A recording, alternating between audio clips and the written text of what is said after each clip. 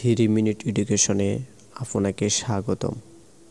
আমরা আজকে শিখব সরল কোণ কাকে বলে বা কলিনিয়ার অ্যাঙ্গেল কাকে বলে।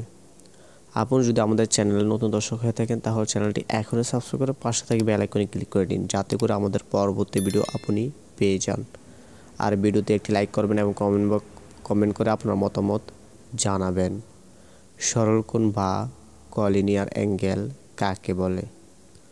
দুটি পরস্পর বিপরীত রশ্মি তাদের সাধারণ প্রান্ত বিন্দুতে যে কোণ উৎপন্ন করে তাকে সরল কোণ বলে।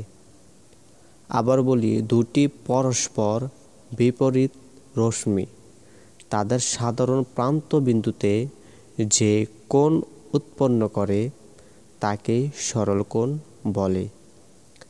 অথবা দুই সমকোণ বা 180 ডিগ্রি এর সমান কোণকে সরল কোণ বলে। আমি এর আগের ভিডিওতে বলেছি যে আপনি ডিগ্রিগুলো মনে রাখলেই কোণের নামগুলো মনে থাকবে।